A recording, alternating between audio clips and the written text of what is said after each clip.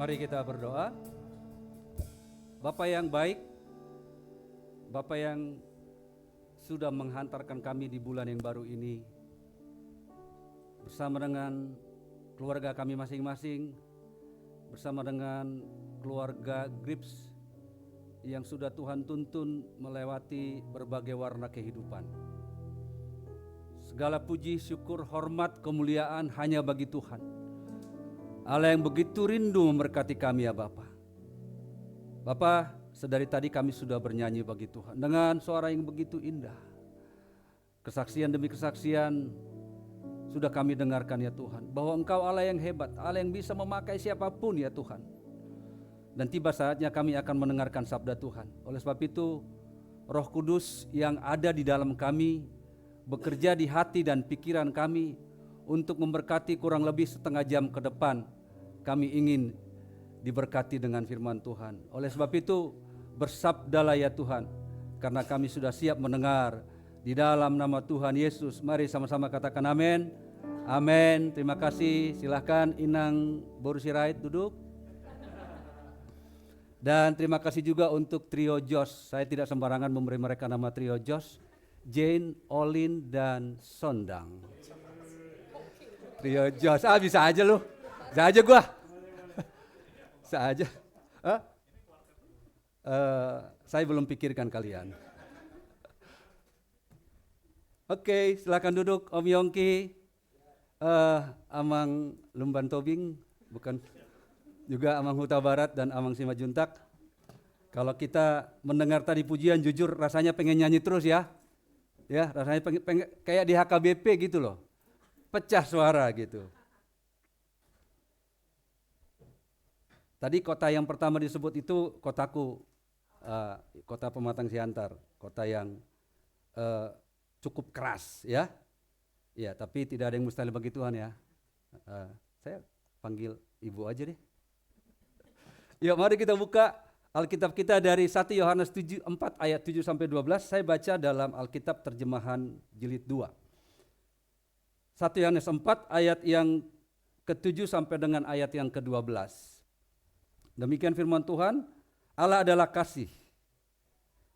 Saudara-saudara yang terkasih, marilah kita saling mengasihi, sebab kasih itu berasal dari Allah. Setiap orang yang mengasihi lahir dari Allah dan mengenal Allah. Siapa yang tidak mengasihi, ia tidak mengenal Allah, sebab Allah adalah kasih. Dalam hal inilah kasih Allah dinyatakan di tengah-tengah kita, yaitu bahwa Allah telah mengutus anaknya yang tunggal ke dalam dunia, supaya kita hidup olehnya. Inilah kasih itu. Bukan kita yang telah mengasihi Allah, tetapi Allah yang telah mengasihi kita dan mengutus anaknya sebagai pendamaian bagi dosa-dosa kita. Saudara-saudara yang terkasih, jikalau Allah demikian mengasihi kita, kita juga harus saling mengasihi. Tidak ada seorang pun yang pernah melihat Allah jika kita saling mengasihi. Allah tetap di dalam kita dan kasih-Nya sempurna di dalam kita. Itulah bacaan firman Tuhan yang sudah kita dengar. Tuhan Yesus berkata, yang berbahagia adalah setiap kita yang sudah membaca firman Tuhan, terlebih jadi pendengar-pendengar firman Tuhan. Bapak Ibu, tema kita hari ini keluarga sebagai tempat bersemainya kasih Tuhan. Kadang orang bertanya, seperti apa sih bersemai? Boleh tampilkan dua gambar ini. Bersemai itu biasanya digambarkan seperti padi. Nah, ini padi. Ini bibitnya masih ditanam sembarangan, full. Baru sebelum dia ditanam yang ada jaraknya itu, ia dicabut seperti gambar ini. Jadi kata bersemai itu bertumbuh dan berakar. Gambar kedua, Bet. Jadi ini kurang lebih tingginya sejengkal. Kita lihat itu ada akar. Jadi ini kata bersemai. Kalau dia belum berakar, bukan bersemai, belum bersemai. Jadi bersemai itu adalah berakar dan bertumbuh. Jadi kalau dikatakan keluarga itu sebagai pondasi kasih-Nya Tuhan, iya benar Bapak Ibu.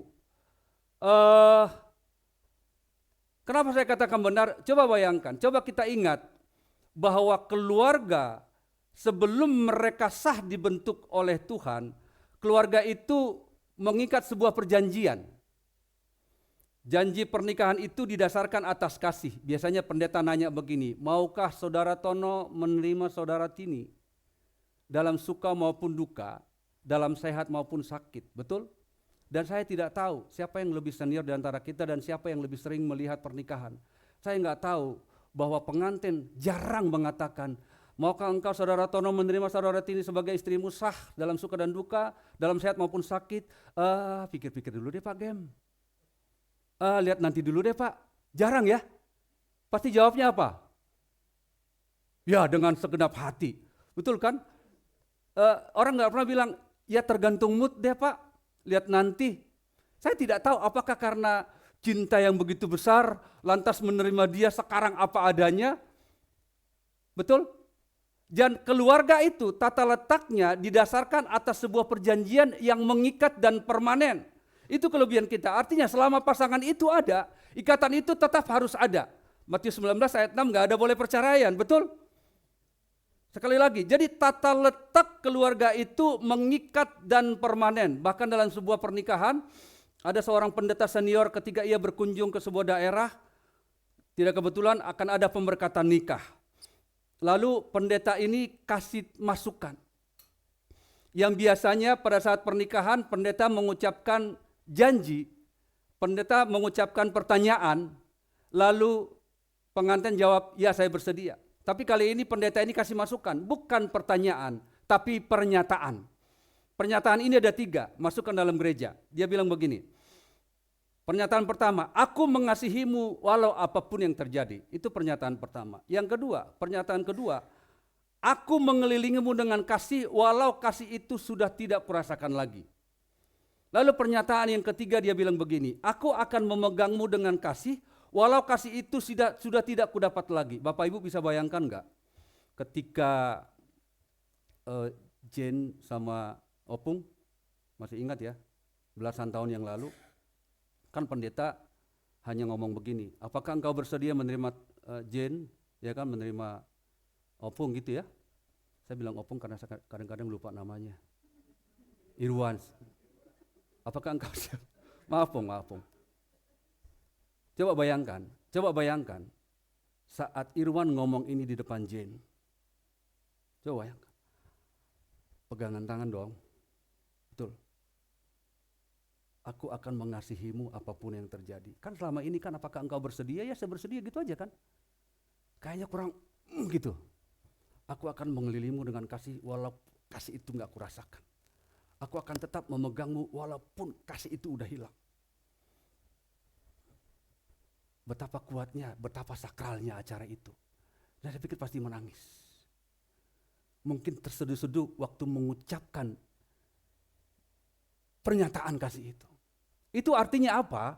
Bahwa sebuah keluarga itu diikat dengan kencang bukan sekedar perjanjian, tapi oleh kasih.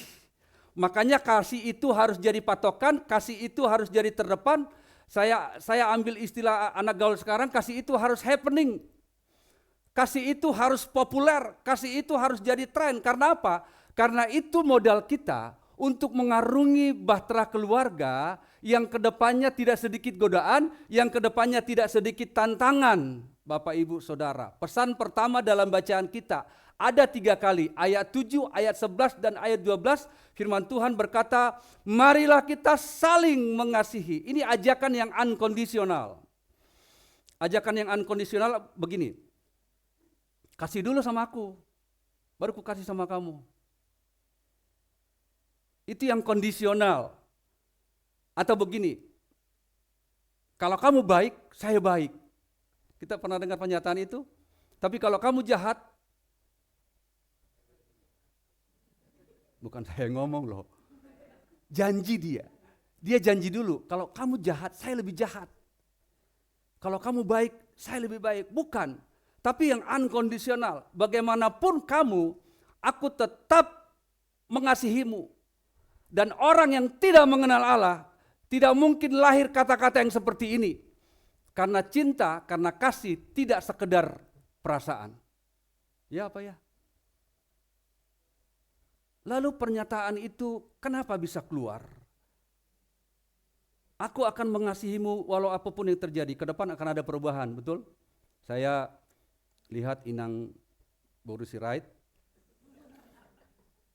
Dari saya kenal YouTube, nampaknya belum banyak perubahan, Inang. Seperti ini terus. Makanya nggak tahu Om Yongki, tapi coba bayangkan, ketika ke depan setelah 10, 15, 20 tahun pernikahan, tiba-tiba ada yang cacat. Tidak secantik dulu, tidak selangsing dulu, maka pernyataan ini boleh mengikat. Aku mengasihimu walau apapun yang terjadi. Entah itu cacat seumur hidup, entah itu tidak secantik dulu, aku tetap mengasihimu. Lalu yang kedua, aku akan mengelilingimu dengan kasih walau kasih itu tidak kurasakan lagi. Hubungan tetap baik-baik, tapi rasanya udah gak ada panggil sayang, ya sekedar sayang, betul. Pelukan udah nggak merinding lagi, nggak ada masalah. Tapi kalaupun istriku udah enggak, walaupun suamiku udah enggak deg-degan meluk aku akan tetap mengasihimu. Kan banyak tuh keluarga yang saya nggak katakan hambar sih. Apalagi di keluarga Batak, saya tiap bulan melayani orang Batak. Saya suka, saya tanya, kapan terakhir kali kamu peluk istrimu? Waktu baru kawin. Dan itu 30 tahun yang lalu. Enggak, saya coba sedikit cerita ini di awal. Bahwa kasih itu penting. Aku akan mengelilingimu dengan kasih walaupun enggak ada pelukan. Walaupun kita tidur beda ranjang. Walaupun satu ranjang tapi kau belakangin aku akan tetap mengelilingimu dengan kasih. Sabar, sabar. Lalu yang ketiga, ini yang cukup berat. Aku akan memegangmu dengan kasih walau kasih itu sudah tidak kurasakan lagi. Mungkin pasangannya pindah ke lain hati. Paling berat. Bagaimana harus menerima pasangan yang sudah berkhianat? Udah berkhianat, nggak support lagi. Tapi Tuhan bilang, nggak boleh, terima, berat. Di sini kasih Kristus, kasih Allah itu dituntut oleh kita.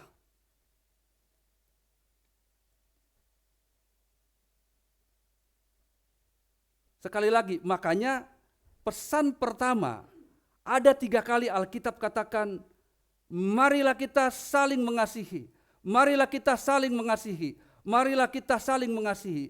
Dan kasih itu yang kita bawa ke tengah-tengah keluarga, karena apa? Karena di tengah-tengah keluarga ada kompleksitas keadaan, ada keadaan yang penuh dinamika, ada tertawa, ada menangis, betul? Ada apa lagi? Ada sedih, ada senyum. Ada apa lagi? Ada saatnya berkumpul rame-rame, ada saatnya anak harus kuliah ke Jawa, tinggal berdua dengan suami dan istri, betul? Ada rindu, ada sebel. Bahkan dalam sebuah buku, ada ribut, ada rukun. Sempurna. Tapi saya melihat ada paradoks di dalam keluarga. Apa itu paradoks? Di dalam kumpulan keluarga itu kan, itu paling dekat ya. Paling dekat dan sangat intim. Bahwa keluargaku bisa aku andalkan, suamiku bisa aku andalkan, istriku bisa aku andalkan, anakku bisa aku andalkan, kakakku bisa aku andalkan, adikku bisa aku andalkan. Namun saking dekatnya kita dengan mudah melihat kekurangan pasangan kita, betul? Saking dekatnya kita dengan mudah melihat kekurangan orang tua kita. Saking dekatnya kita bisa melihat kekurangan masing-masing pasangan kita. Lalu ketika kekurangan ekspektasi itu, harapan hidup kita tidak sesuai, maka kita mudah kesal, betul? Kita mudah tersinggung, kita mudah sakit hati. Timbul apa? Timbul cekcok, timbul apa? Timbul ribut. Ada cinta, tetapi ada sakit hati. Paradoks bukan? Nah, di dalam paradoks inilah kita dituntut agar ekspektasi kita itu tidak turun, agar ekspektasi kita itu tidak berkurang kadarnya. Ada kesal ada amarah ada kecewa ada. Tapi ingat, pernyataan di awal setelah 15, 20, 30, 40 tahun yang lalu kita menikah. Ingat pernyataan di awal, aku akan mengelilingimu dengan kasih. Walau kasih itu sudah tidak kurasakan lagi.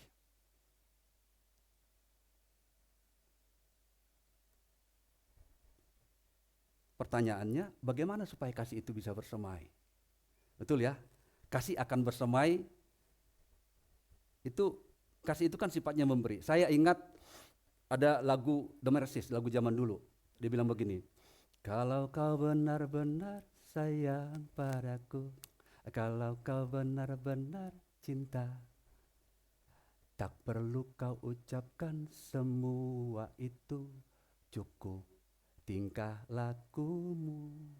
Sekarang apalah artinya sayang, kalau hanya di bibir saja.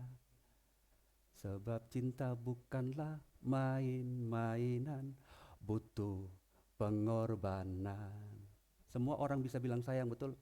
Semua bisa bilang, ini kayaknya liriknya Jazz ya. Semua bisa bilang, apalah artinya sayang tanpa pengorbanan. Suatu hari dalam sebuah retreat, seorang kakek nenek yang sudah umur 70 tahun, mereka panggilannya Beb yang. Anak-anak yang pernikahannya lebih muda iri. Kok udah setua ini?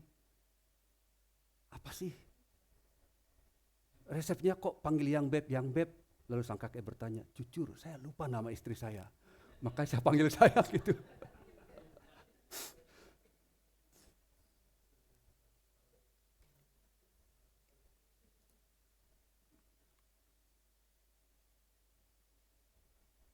Mau pilih mana?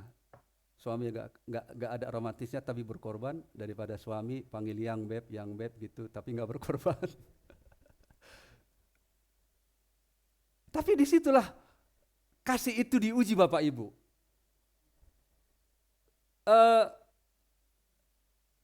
Kalau sedikit-sedikit marah, gampang tersinggung, hidup mau enaknya aja, gak ada pengorbanan, betul kan? Jadi pengorbanan itu begini, meski kita tahu kekurangan suami, kita tahu kekurangan istri, kita tahu kekurangan orang tua, kita tahu kekurangan anak-anak, kita semua adalah satu kesatuan yang saling merasakan bahwa kekurangan istri adalah kekuranganku, kekurangan suami adalah kekuranganku, kekurangan anak adalah kekuranganku. Saya pernah bertanya begini, apa artinya kalian bukan lagi dua tapi satu? Apa artinya?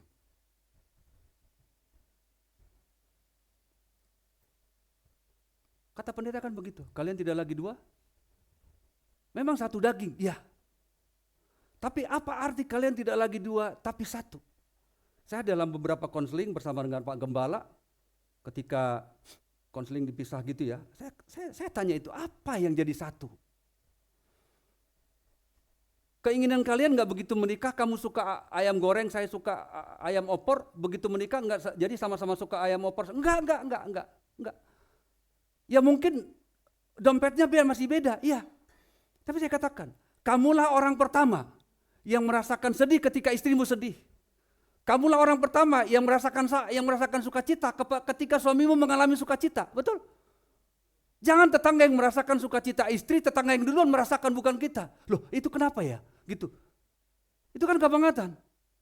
Jadi arti satu adalah ketika istri atau suami mengalami sesuatu hal yang suka ataupun duka, kita yang mengalami, walaupun kita jauh di kantor sana, gitu ya. Jadi aku merasa nggak enak ya. Kenapa?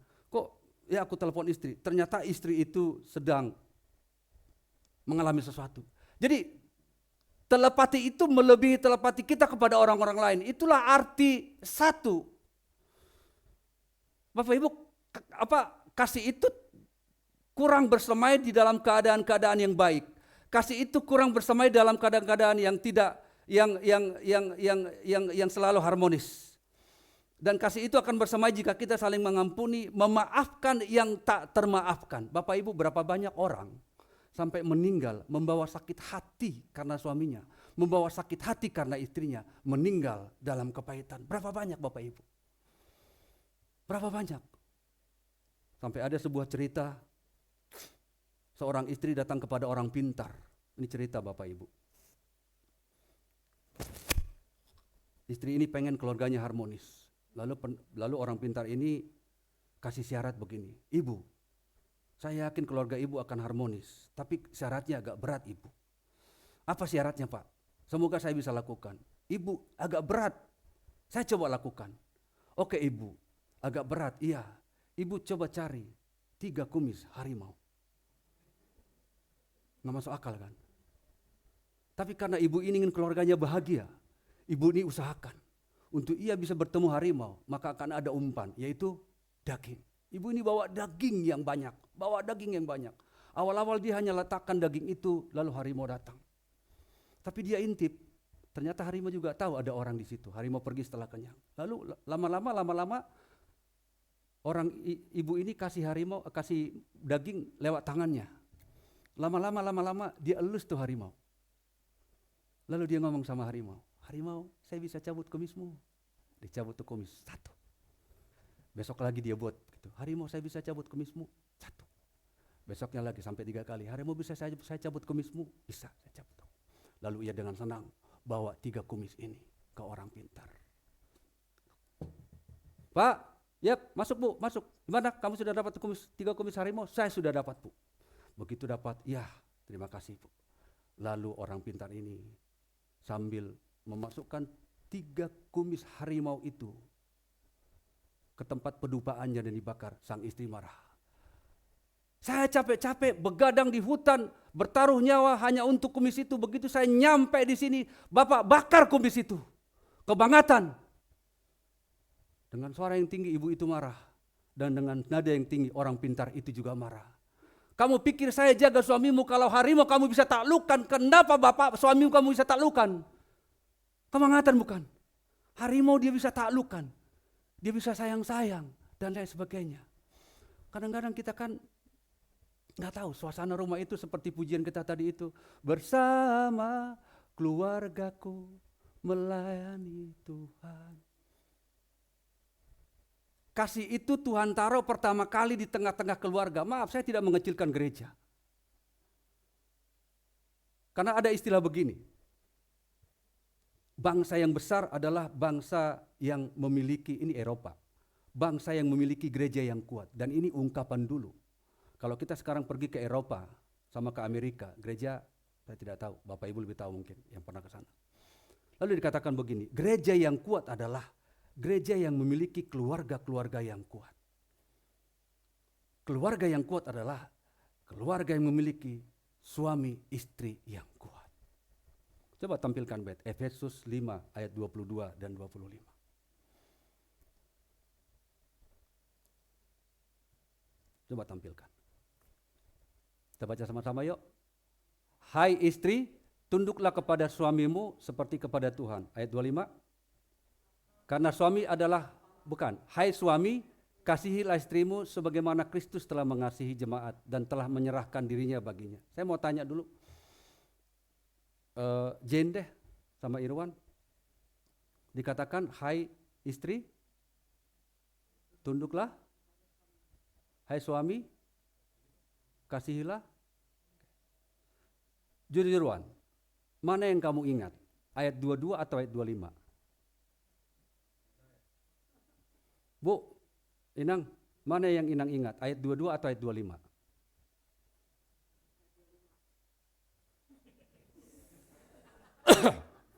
Pak Syam, mana yang Pak Syam ingat? Ayat 25 atau ayat 22?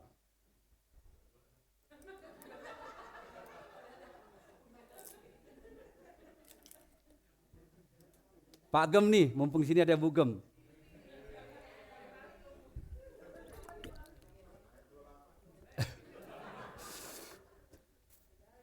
Pendeta selalu punya cara ya. Bang, mana yang abang ingat? Ayat 22 atau ayat 25?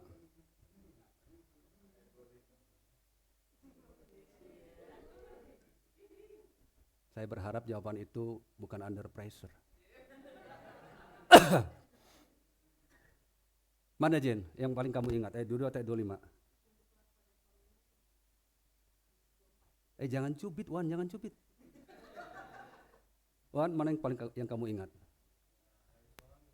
Ais. Inang yang paling ingat tadi ayat 25 ya? Om Yongki? Beda nih. Beda, kita harus selesaikan sekarang loh, sebelum saya Mana yang paling ingat? Kebanyakan orang mengingat yang bukan bagiannya. Betul. Kebanyakan suami mengingat ayat 22. Kebanyakan istri mengingat ayat 25. Padahal ini kadarnya sama. Para suami mengingat ayat 22, tunduk, hormat. Para istri mengingat kasihi dulu baru gua tunduk. Para suami bilang tunduk dulu baru gua kasihi. Betul. Jujur. Ini nih baru 2 bulan menikah. Go, mana yang kamu ingat Go?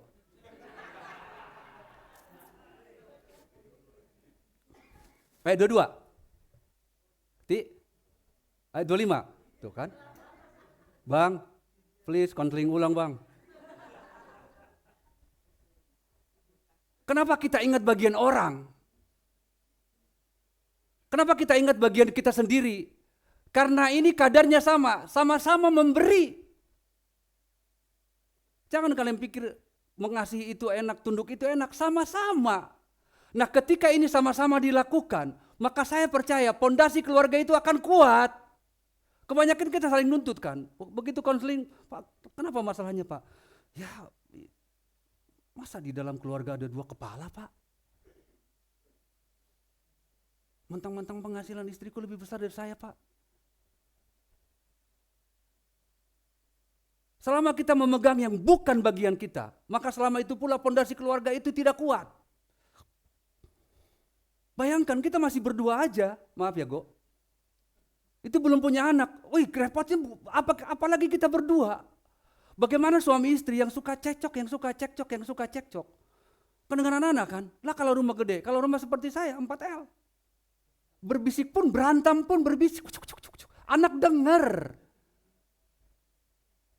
Nah kalau rumah gede, ada kedap suara, enak tuh suami istri ribut, bla bla bla bla bla bla bla bla, anak gak ketahuan. Tapi kalau kita ribut, anak dengar, kita memberikan teladan yang tidak baik. Betul. Jadi selama ini kita lakukan tugas dan bagian kita masing-masing, maka selama itu pula Tuhan akan memampukan kita untuk kita mengasihi istri unconditional. Saya ngomong ini gampang.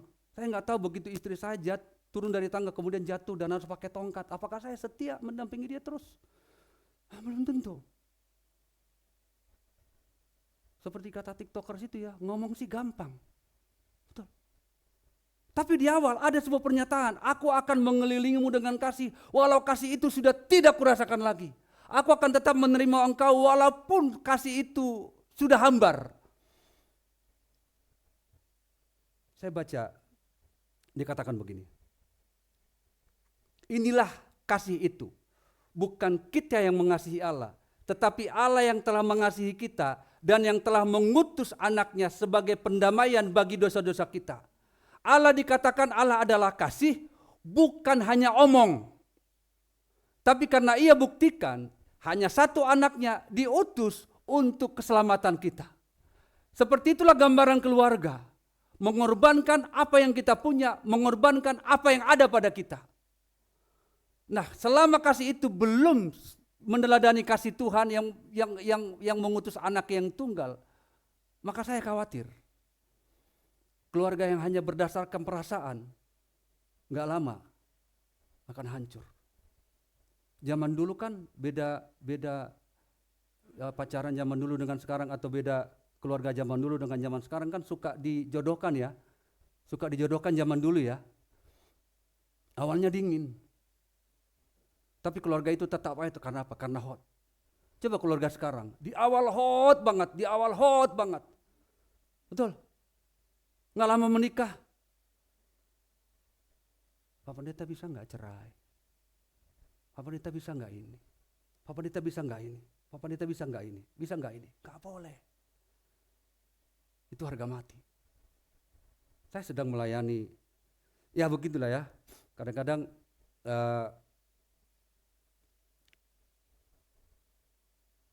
dihianati, emang nggak gampang dihianati, nggak gampang menerima orang yang telah mengkhianati kita.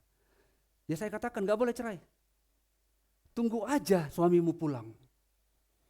Tapi Bang udah nggak pernah pulang, support pun udah nggak pernah, tunggu aja. Atau kalaupun kamu udah nggak mau terima dia, jangan ada kata cerai. Mungkin dia udah nggak tahan.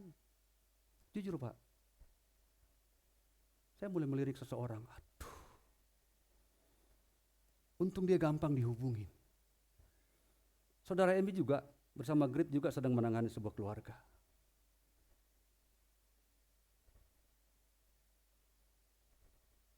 Bisa kita bayangkan nggak?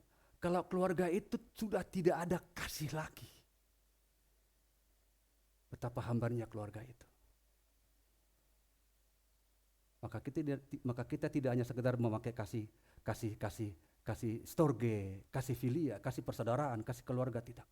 Kita harus bisa memakai kasih yang walaupun. Saya ingat ada dulu jemaat kita, siapa namanya yang dia pilot, dia terbakar habis, siapa namanya? Pilot, masih ingat ya? Istrinya kalau nggak salah tentara ya? Tentara ya Bang ya? Polisi ya?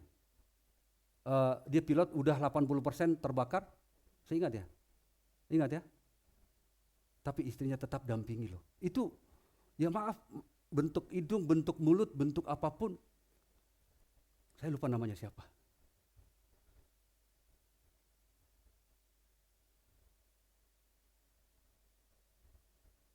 Nah kadang-kadang selama keluarga itu baik-baik, saya gak khawatir bersemainya susah. Justru ketika istri ada salah, ketika suami ada salah, ketika anak ada salah, disitulah kasih itu mulai bersemai. Mengampuni, mengampuni, mengampuni, sebagaimana Tuhan mengampuni kita. Mari Bapak Ibu Saudara terkasih, kasih yang pertama kali Tuhan curahkan di sebuah keluarga, keluarga Adam dan Hawa. Mujizat pertama Tuhan nyatakan di dalam sebuah perkawinan di Kana. Mujizat yang tidak pernah terulang sampai saat ini. Mau sehebat apapun orang bisa merubah air anggur jadi air darah. Tidak. Kita bersyukur loh Bapak Ibu. Kita bersyukur. Kita hidup bukan di zaman pria sentris. Bapak Ibu tahu dalam zaman Yahudi, saya mau coba tanya, Uta Barat berapa anak Yakub?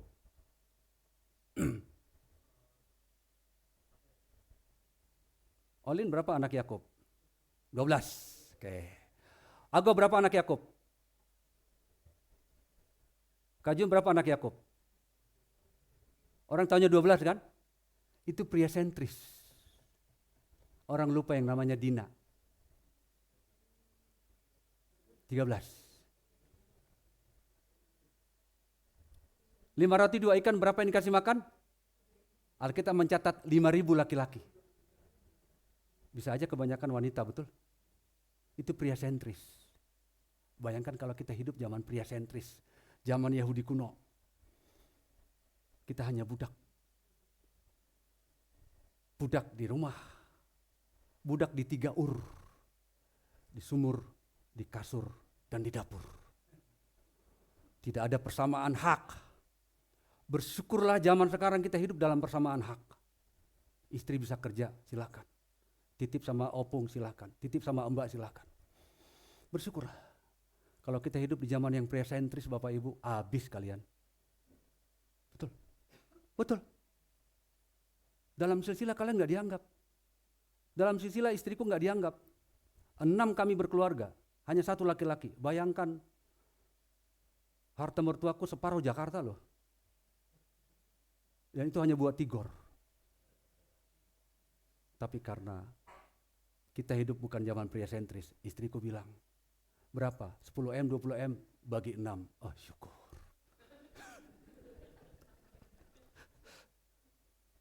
Betul? Baru dapat juga.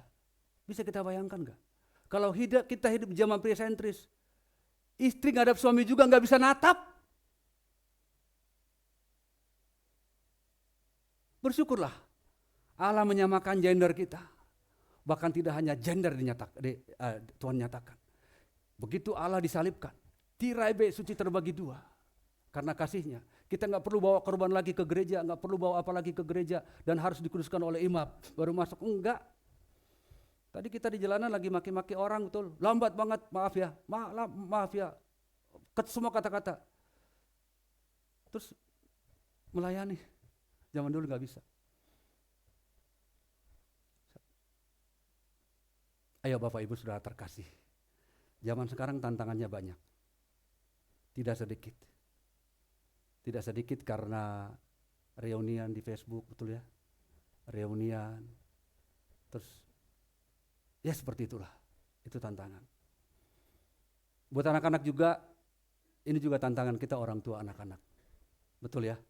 Nggak sedikit anak-anak yang sekarang ini udah mulai ke barat-baratan. Itu kan zaman papa, itu kan zaman mama. Masa kita disamakan harus kayak dulu lagi, harus nyuci piring, harus ini, harus ini, harus ini. Bersyukur. Kita bisa ajarin anak-anak kita akan memberikan teladan. Oleh sebab itu Bapak Ibu Saudara terkasih, sebelum kita menerima perjamuan kudus, coba kita flashback ke belakang.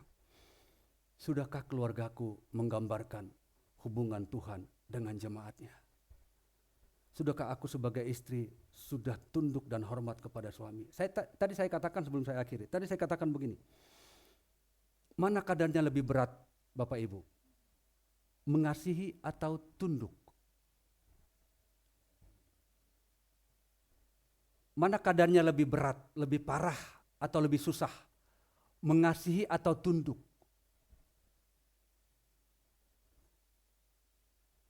Sama? Sama ya?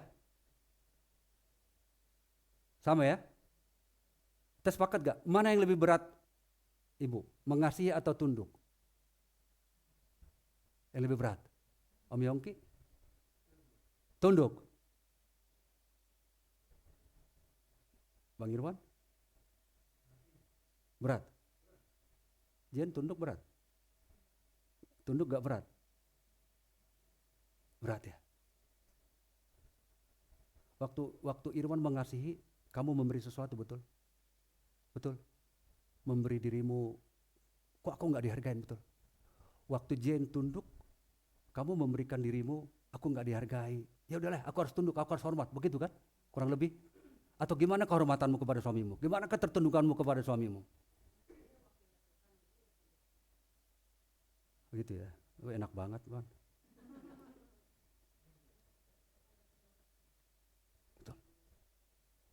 Itu kadarnya sama. Aku harus mengasihi istriku. Berarti aku harus memberi apa? Memberikan segalanya.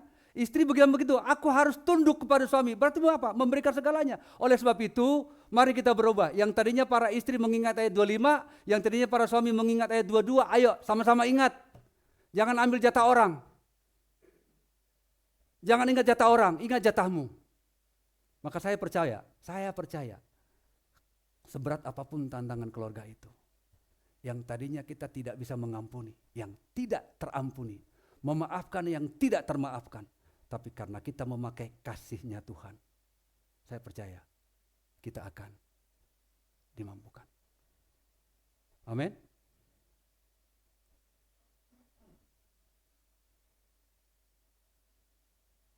Semoga nggak ada akar pahit dalam keluarga. Semoga tidak ada sakit hati dalam keluarga. Kenapa? Karena harimau pun bisa ditundukkan. Betul. Kita harus bisa mengalahkan kedagingan kita. Amin. Selamat menyatakan kasih buat keluarga. Selamat menyatakan kasih buat suami. Selamat menyatakan kasih buat istri. Selamat menyatakan kasih buat anak-anak. Unconditional. Bukan kasih dulu baru gua kasih, bukan. Tapi yang unconditional. Ketika kasih itu saling, maka disitulah keluarga ilahi terlihat. Amin. Mari kita berdoa. Saya panggil petugas pemain musik dan singers ke depan. Kita tutup dulu firman Tuhan ini, mari kita berdoa.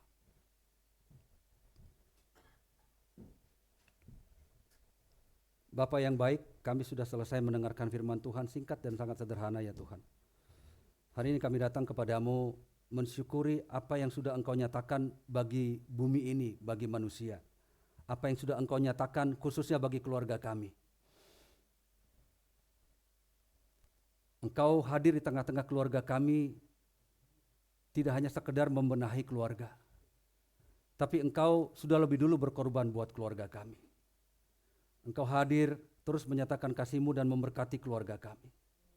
Kami percaya ya Tuhan, jika kasih ilahi itu ada dalam keluarga, seberat apapun tantangan, godaan, cobaan yang menerpa keluarga kami akan dimampukan oleh Tuhan untuk menjadi suami yang baik, untuk menjadi istri yang baik, untuk menjadi papa yang baik, untuk menjadi mama yang baik, untuk menjadi anak yang baik. Terima kasih Tuhan atas firman Tuhan. Sebentar kami akan masuk dalam perjamuan kudus. Kami datang kepadamu Tuhan, lebih dulu mohon ampun atas setiap hal-hal yang tidak berkenan kepada Tuhan. Baik lewat perkataan, perbuatan, cara kami melihat, cara kami berpikir, ampuni kami ya Tuhan. Kuduskan kami ya Tuhan. Layakkan kami untuk sehidangan, semeja dengan Tuhan. Untuk menikmati tubuh dan darah-Mu sendiri. Terima kasih ya Bapa. Terpuji-pujilah Engkau atas firman Tuhan. Dan kami siap masuk dalam meja perjamuan kudus. Di dalam nama Yesus Kristus. Amin. Pemuji boleh memuji Tuhan. Saya panggil petugas ke depan.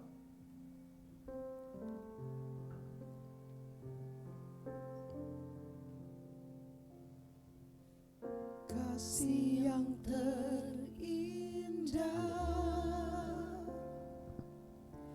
hati yang mulia, hanya ku temukan di dalam-Mu, Yesusku. Pujian dari hatiku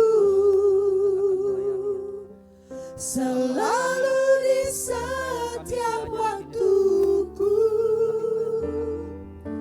tiada pernah berubah kasih-Mu. Karya terbesar dalam hidupku, pengorbanan-Mu yang selamatkanku. Engkaulah harta yang tak ternilai, yang ku miliki dan ku hargai. Yesus, Engkau ku kagumi. Kasih yang terindah, kasih yang terindah, hati yang mulia, hanya ku temukan di dalam-Mu, Yesusku.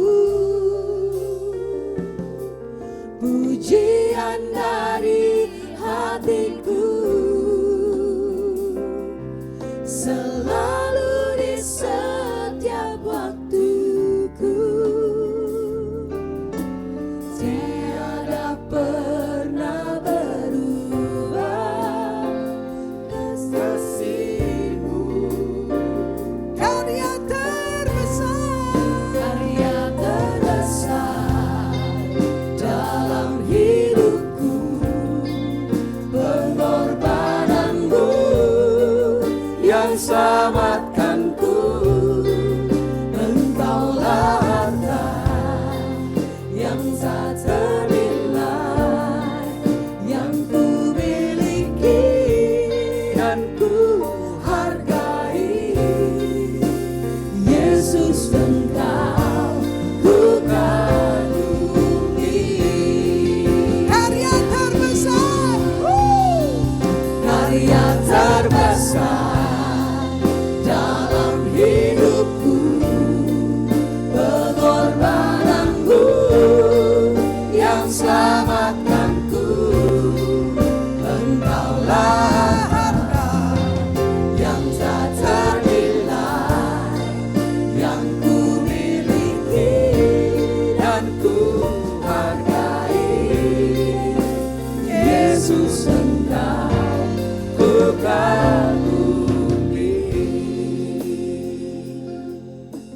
Bapak Ibu sudah semua dapat? Sudah? Dan ketika mereka sedang makan dan Yesus mengambil roti, mengucap syukur, memecah-mecahkannya, lalu memberikannya kepada murid-muridnya dan berkata, ambillah. Ambillah. Sesudah itu Yesus mengambil cawan, mengucap syukur,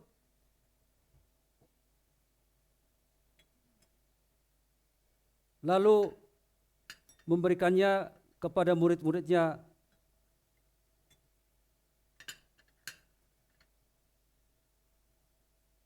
dan berkata, ambillah. Ambillah. Mari Bapak Ibu kita berdiri.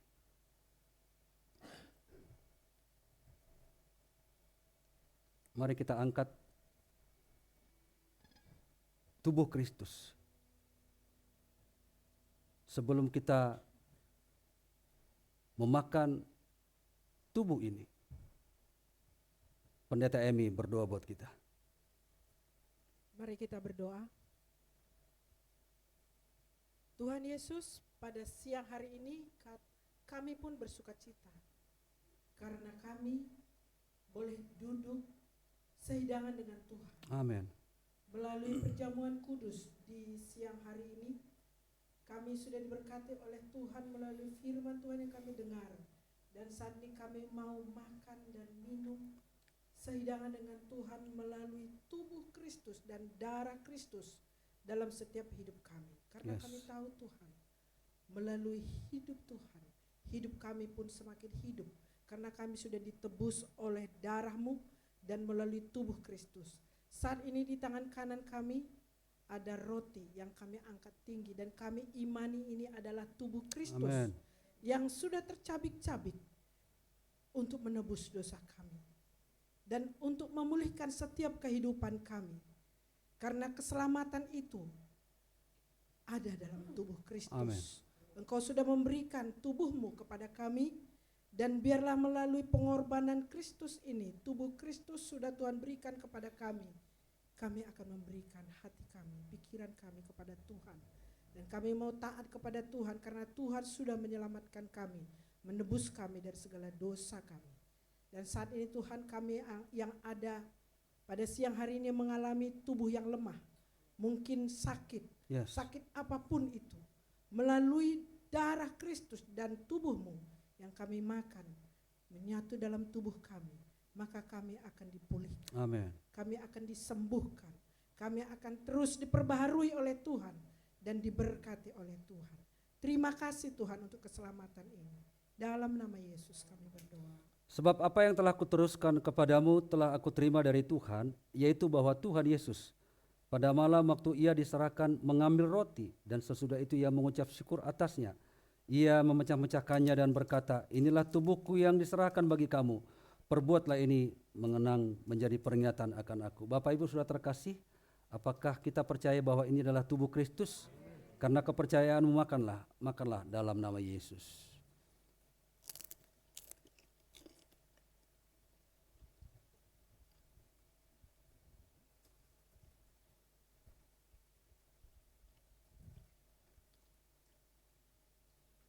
Mari kita angkat cawan anggur kita tinggi-tinggi.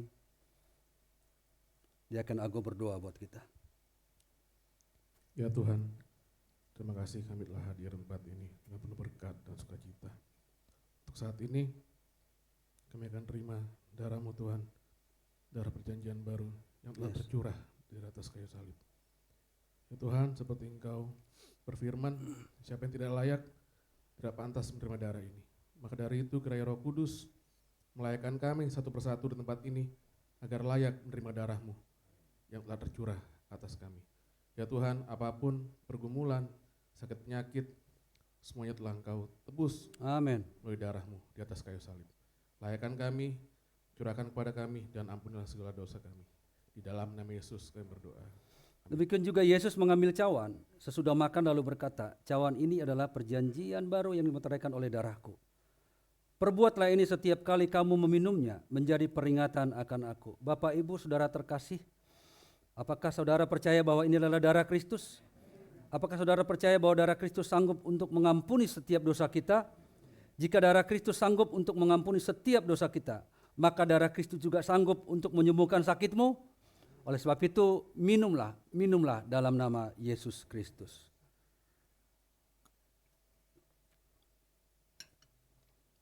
Sebab setiap kali kamu makan roti ini dan minum cawan ini, kamu memberitakan kematian Tuhan sampai Ia datang.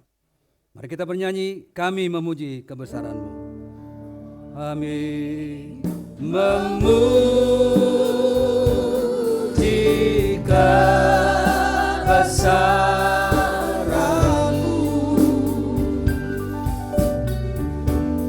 Ajaib Tuhan, ajaib Tuhan.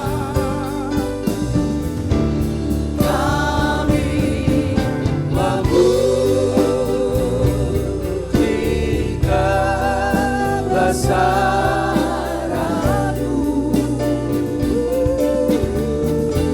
Ajaib Tuhan,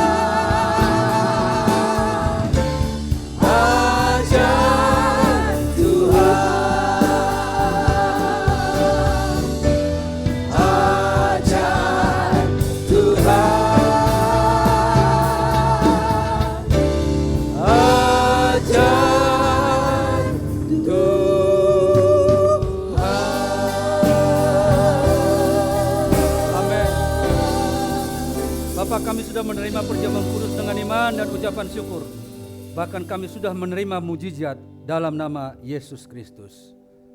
Amin. Bapak Ibu, kita masih tetap berdiri.